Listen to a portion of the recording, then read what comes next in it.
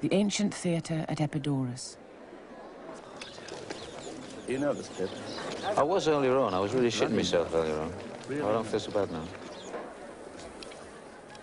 The National Theatre is to present the set of 3 plays by Aeschylus known as the Oresteia. It's the first time that a foreign company has been officially invited to perform Greek tragedy on its native soil.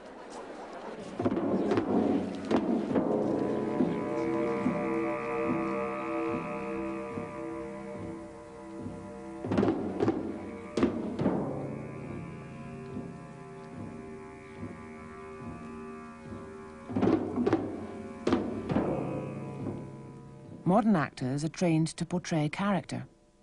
What then can they make of masks and a chorus? There'd be a bunch of masks lying around about the room. You'd look around and find one that you like the look of.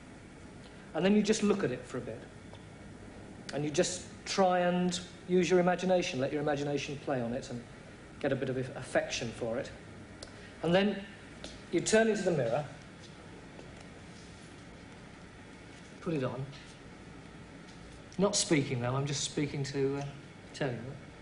And then you look round, there was a whole bunch of clothing on the floor, and you try and pick up some things that you thought might be suitable for that particular mask.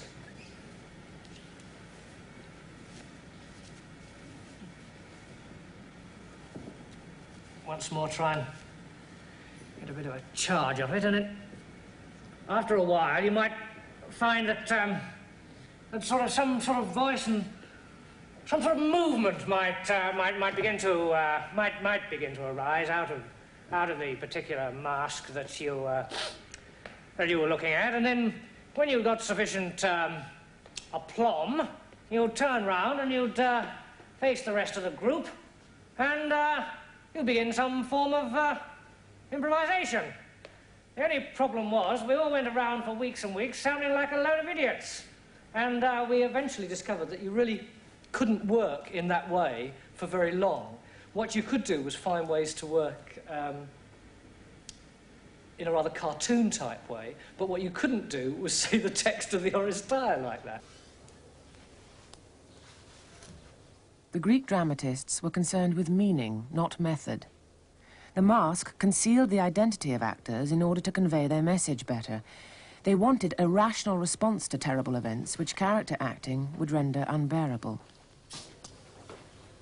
Okay, well, when I've put the mask on, the mask impels me to move my body in a certain way, because it's a very angular mask.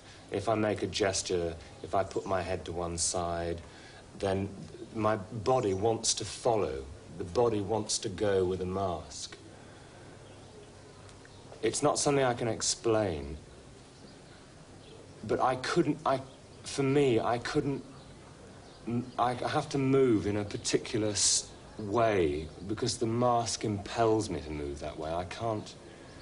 I mean, if I stand up, for example, I can't just stand up like that. I have to... Somehow the mask... I have to stand with some kind of control. Over his head I cast a vast trammel, the sword that hauls in whole shoals. At each casting, he couldn't get out of his rich, flowing doom robe. Twice I struck him, he screamed twice, then crumbled. Once he had fallen, I struck him a third blow. One struck for Zeus in his role as corpse keeper. He lay there gasping and splurting his blood out, spraying me with dark blood dew.